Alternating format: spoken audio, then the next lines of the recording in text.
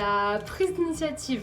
C'est vrai que dans cette expérience, on est très autonome, ce qui nous permet de proposer plein d'idées et de choisir les actions qu'on met en place.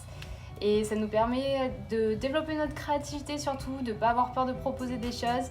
Et on innove et on s'adapte tous les jours et ça, c'est top.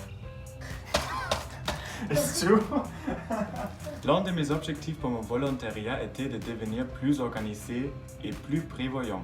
Après 10 mois, je peux dire que j'ai échoué lamentablement. Désolé Meba pour ne pas faire le reporting.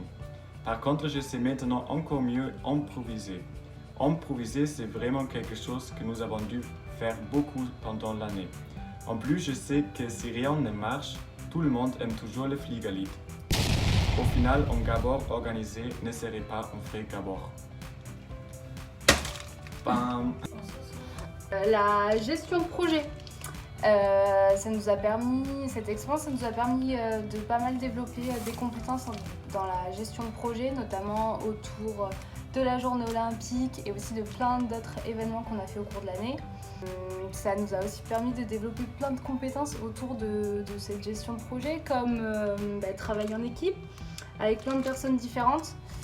C'est cool parce qu'on a dû s'adapter en fonction des personnes qu'on rencontrait, mais aussi s'adapter aux imprévus.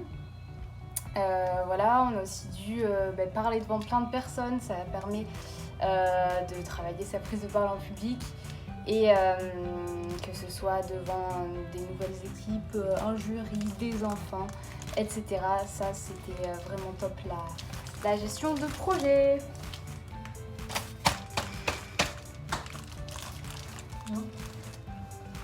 Maintenant, j'aime aussi boire du vin et pas seulement de la bière.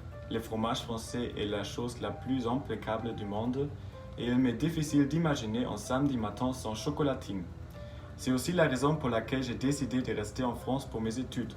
Et même s'ils disent pain au chocolat à Nancy, la ville où je déménagerai, je resterai dans l'équipe chocolatine jusqu'à ma mort.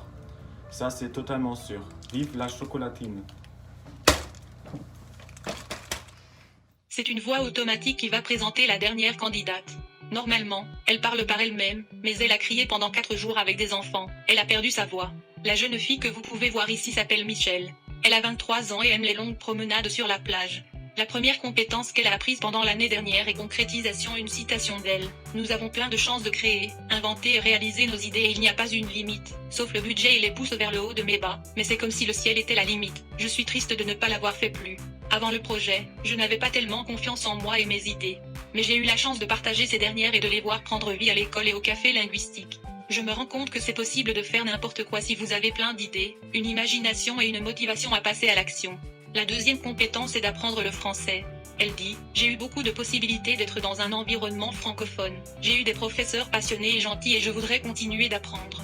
La chose dont je vais me souvenir est qu'il est nécessaire de faire attention avec la langue française, parce qu'il y a quelques mots ou noms en anglais qui ne correspondent pas à la langue française.